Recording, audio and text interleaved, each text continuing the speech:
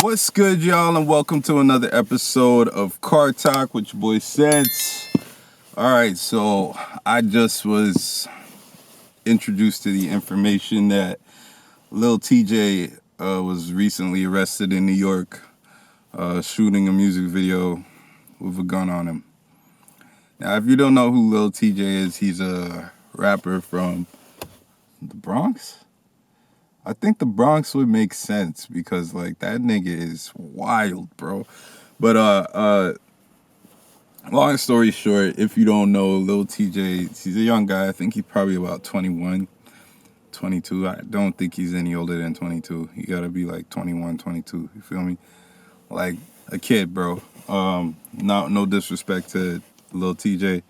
I don't mean that in like condescending way. Just mean like literally he's 4 years older than my son. Like they could have gone to school together. So for me, he's a kid. You know what I'm saying? He was recently shot almost to death. Survived that. Before that, he was arrested on another gun charge, driving around with a gun. But you would think that the near-death experience would be a wake-up call, right? It apparently wasn't. I just have a hard time understanding, so I don't know. I'm going to ask you guys to help me more. Like, I'm not from the hood. I spent a little bit of time fucking around in the hood, but I was never supposed to be there. That's never my environment, right? So I understand a little bit of the mechanics of how the hood works, but I like the mentality. I really don't. It's hard for me to grasp it. See, this guy, he's a young guy who's managed to put himself into a position where his entire family can be straight, where his kids can be straight, where his kids' kids could be straight. He was given multiple chances at life. God is giving him multiple chances at life. The universe is giving him multiple chances at life, multiple chances to say, hey, look, you're special. I want you to do more. And I get it. You had a rough life. I get it. You had a rough upbringing. So we're going to give you a chance. We're not going to take you out on your first and second go. But when you almost get shot to death, my nigga, what is it that makes you go back to the hood, shoot a music video, and then have the straps on you? Because I'm sure he was strapped up that night. Did it save him? No. His homies had to save him, right? Your reaction ain't quick enough sometimes. If niggas got the drop on you, niggas got the drop on you, bro. You never gonna... You know what I'm saying? And I get it. You want to keep your security in your own hands. You don't want to trust your life into the hands of another man. Then stay the fuck out of the hood, bro. Shoot that video in a fucking studio somewhere on a green screen and make it look like you was in that bitch. I don't understand the pride shit. You know what I'm saying? I don't understand the willing to die for your pride. I don't understand being willing to go to jail for your pride. I don't understand any of these things. So could you please help me? Explain it to me.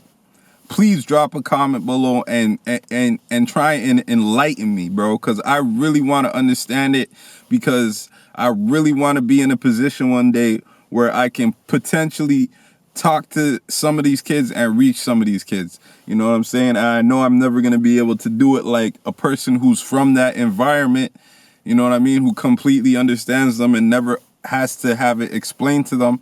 But I would still, they're my people, bro. I love them. You know what I mean?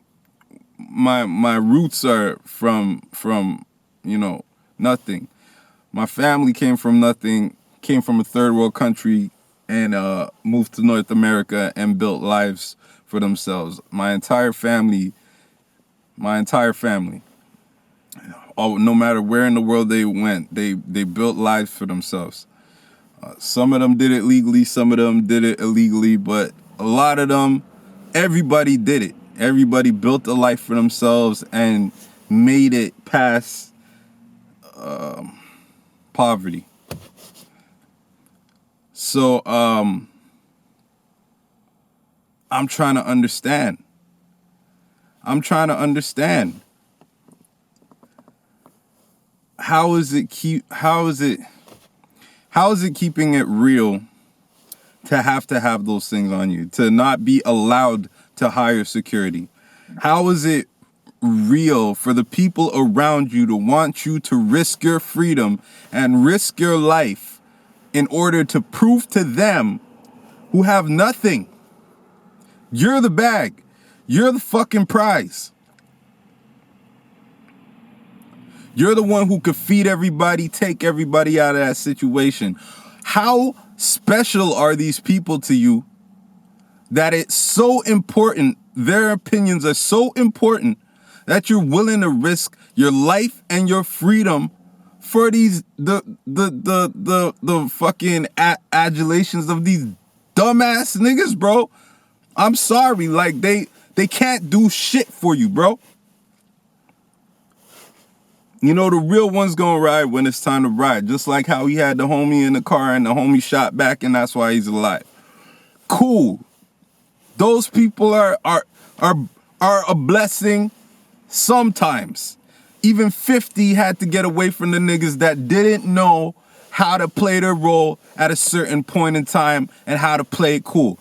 And nobody thinks 50 Cent is soft. Nobody thinks 50 Cent is soft, bro. This nigga sent Smurf back to Trinidad and all that shit. That's not true.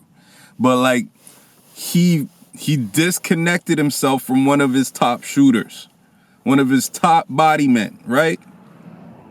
Niggas who was really, really about that action.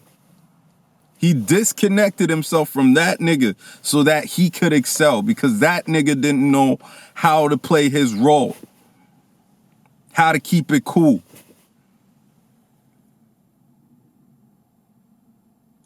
Why is it so important for you to impress these people, King?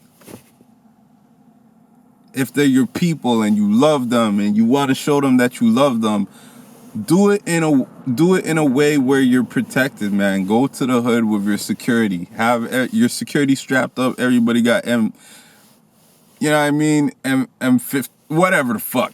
Like, I don't know all the guns, bro. I lost touch with that shit a long time ago, bro. So, whatever. They got the big-ass AK-47s with the double drum on it. Whatever they're allowed to carry as security. Let them come through the hood with that, bro.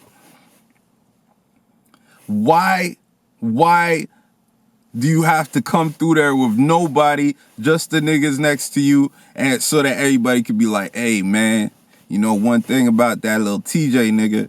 That little Tjay nigga, a real nigga, man, came through the hood. No security. Strapped up, nigga. Why is that why do you need that? I don't get it. As a millionaire, as a millionaire, I can't conceptualize what that would even feel like, because I'm nowhere close to a millionaire and I don't give a fuck what anybody thinks. And don't get me twisted, I'm a human being, so how people perceive me affects me to a minimum extent, but it never affects me to the point where I would change my behavior for them. You understand? I just hope that, you know, all of these young kings out here getting this money and running it up and defying the odds and doing shit that seems impossible to the rest of the world, and they achieved it, bro. This nigga did something one in maybe 4 million people ever achieved, bro. 1 in every 3 million. You feel me?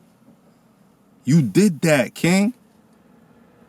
You ain't got shit else to prove to these people, bro. If you want to go back to the hood, go back, throw a barbecue, do something, have security. have the local police force hired for the day, so that they could show a heavy presence. So there's no dumb shit just off of the appearances. You know what I mean? Give out shoes, give out food, give out this, give out that, give out a scholarship, give out. Do that. Show love to your hood in that way, bro. I don't understand none of this, bro. Please explain it to me, y'all. Please explain it to me, because it's sad for me. You know, I personally know young niggas like this, bro. Maybe with not even as much opportunity, but they have so much potential, you know, and they're not investing it. You know what I'm saying? Anyhow, I just wanted to come and kick it with y'all for a little bit. Just got out the gym. Trying to keep my mind focused, trying to keep on going, trying to keep on growing, and using all of this energy to move forward. You know what I'm saying? Anyhow, man, I love y'all. Y'all already know what it is. Family, money, everything. Let's get it, baby. Whoa!